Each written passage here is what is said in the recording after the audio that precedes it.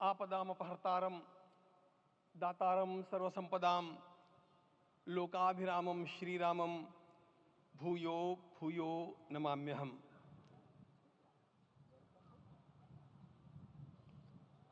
आज अंतःकरण अत्यंत उल्लास से, समाधान से और कृतज्ञता से भरा हुआ है। हमारा संपूर्ण राष्ट्र और पूरा विश्व भी आज भगवान श्री राम की प्रतिष्ठा से आलोकित होने का पर्व आरंभ हो चुका है। यह केवल एक मंदिर में एक मूर्ति की प्रतिष्ठा नहीं है, यह इस देश की अस्मिता, इस देश का स्वाभिमान और इस देश का आत्मविश्वास, इसकी प्रतीक्षा है। 500 वर्षों की प्रतीक्षा के पश्चात यह संभव हो सका। इसके जो अनेक कारण हैं, उनके ऊपर तो आलोक हमारे सारे सम्माननीय अभ्यागत डालेंगे ही। मैं केवल एक काम के लिए यहां पर खड़ा हूं, छोटा सा काम।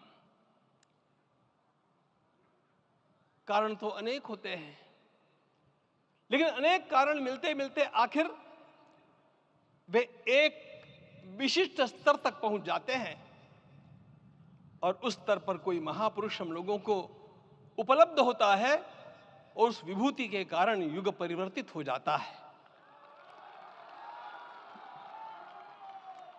इस प्रकार का परिवर्तन लाने के लिए अपने जीवन को साधना पड़ता है और इस प्रकार जीवन साधने वाले हमारे इस देश की परंपरा के अनेक महान रत्नों में आज हम लोगों को समय की आवश्यकता, युग की आवश्यकता, सनातन के अंतःकरण की आवश्यकता के रूप में हमारे सम्माननीय प्रधानमंत्री जी प्राप्त हुए हैं।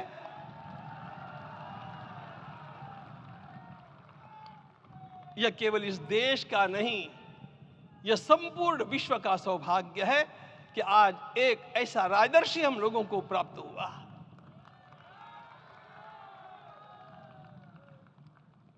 आपके मंगल हाथों से आज प्रतिष्ठा होने की बात थी, वह स्वाभाविक भी था, वो होना ही था मित्रों।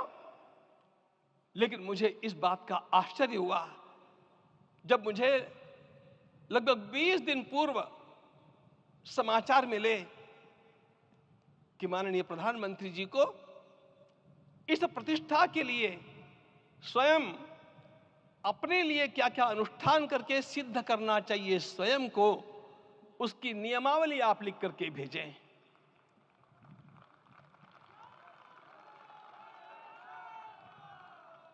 जिस प्रकार का हमारे देश का राजनीतिक माहौल है, कोई भी आकर के किसी भी समय कुछ भी कर्म करके चला जाता है, वो उद्घाटन हो, चाहे पौधारोपण हो, चाहे कुछ भी हो, लेकिन उसके लिए मैं अपने को सिद्ध करूं, इस प्रकार की भावना कहां होती है?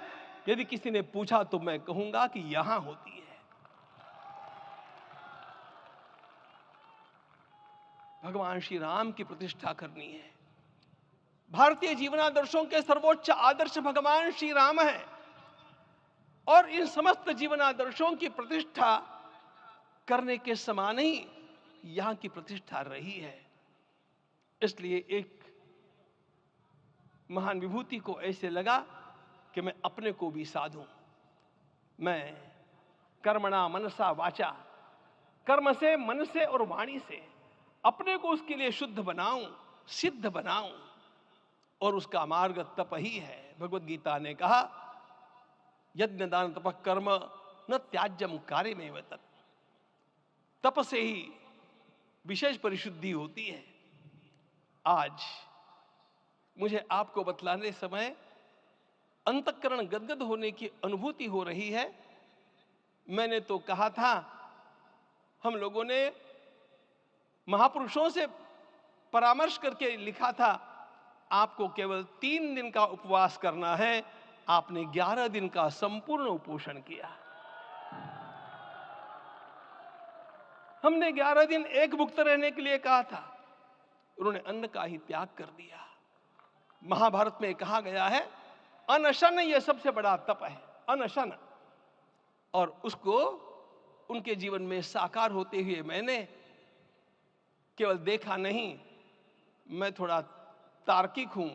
आपकी परम पूजनीय माता जी से मिलकर के मैंने उसको रिकन्फर्म भी किया था कि आपका ये अभ्यास 40 वर्षों का है। ऐसा तपस्वी कोई राष्ट्रीय नेता प्राप्त होना यह सामान्य बात नहीं है। वे इन दिनों में हमने कहा था कि आपको विदेश प्रवास नहीं करना चाहिए, क्योंकि सांसर्गिक दोष भी आते हैं। विदेश प्रवास टाल दिया सांसर्गिक देशों के इस दोषों की संभावना के कारण, लेकिन दिव्य देशों का प्रवास ऐसा किया। नासिक से आरंभ किया, गुरुवायूर गए, श्रीरंगम गए, रामेश्वरम गए। इन सारे स्थानों पर जाकर के वहां के परमाणुओं को लेकर के और पूरी भारत माता के हर कोनों में जाकर के मानो वे निमंत्रण दे रहे थे कि आइए दिव्य आत्माओं, अयोध्या पधारिए और हमारे राष्ट्र को महान बनाने के लिए आशीर्वाद दीजिए।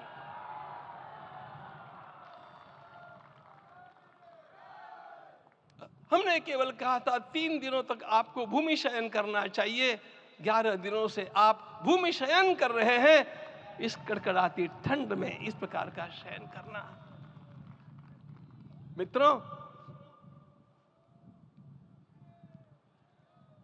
ब्रह्मा जी ने सृष्टि को निर्माण किया। उस समय उन्होंने एक शब्द को सुना था। भारत की संस्कृति का सबसे मूल शब्द है तप, तप इति। हमारे पूज्य गुरुदेव के गुरुदेव परम गुरु कहा करते थे, कांची के परमाचार्य जी महाराज, तपश्चर। मैं जब भी उनसे मिलता था वे कहते थे तपश्चर। आज तप की कमी हो गई है और उस तप को हमने साकार आप में देखा। मुझे इस परंपरा को देखते हुए केवल एक राजा याद आता है जिसमें यह सब कुछ था, और उस राजा का नाम छत्रपति शिवाजी महाराज। छत्रपति शिवाजी महाराज। मित्रों, लोगों को पता नहीं है शायद, वे स्वयं जब मल्लिकार्जुन के दर्शन के लिए श्री शैलम के ऊपर गए, 3 दिन का उपवास किया, 3 दिन शिव मंदिर में रहे और महाराज ने कहा कि मुझे राज्य नहीं करना है, मुझे संन्यास लेना है, मैं शिव जी की आराधना के लिए जन्मा हूं, मुझे संन्यास लेना है, मुझे वापस मत ले जाइए। इतिहास का वो बड़ा विलक्षण प्रसंग है। उस प्रसंग में उनके सारे ज्येष्ठ मंत्रियों ने उनको समझाया और लौटा करके लाया कि यह भी आपका कार्य भगवत सेवा ही है। आज हम लोगों को उसी प्रकार के एक महापुरुष ऐसे प्राप्त हुए हैं जिसको भगवती जगदम्बा ने स्वयं हिमालय से लौटा करके भेज दिया कि जाओ भारत माता की सेवा करो। तुम्हें भारत माता की सेवा करनी है। मैं अपने को कभी श्रद्धा रखने के बारे में भावुक नहीं पाता हूं, लेकिन कुछ स्थान ऐसे होते हैं जहां पर आदर के साथ अपना मस्तक अपने आप झुक जाता है। ऐसा एक स्थान हम लोगों को उच्च पदस्थ इस राजर्षि ने जब दिखाया तो मुझे छत्रपति शिवाजी महाराज के गुरु समर्थ रामदास स्वामी महाराज की याद आ गई। उन्होंने शिवाजी का वर्णन किया, निश्चयाचा महामेरु, निश्चयाचा महामेरु, बहुत जनासी आधारू, अखंड स्थितिता निर्धारू, श्रीमंत योगी, श्रीमंत योगी, श्रीमंत योगी। हम लोगों को आज एक श्रीमंत योगी प्राप्त हुआ। आज मैं यहां पर केवल इसलिए खड़ा हूं कि इतने तपस्या के पश्चात इन सारे महात्माओं की अनुमति लेकर के और उनके आशीर्वाद लेकर के उनका यह तप पूर्ण करने के लिए, उसकी सांगता के लिए उनको चरणामृत दिया जा रहा है। आप सबकी सहमति हो तो आप सब लोग ओंकार का घोष करके मुझे सहमति दें।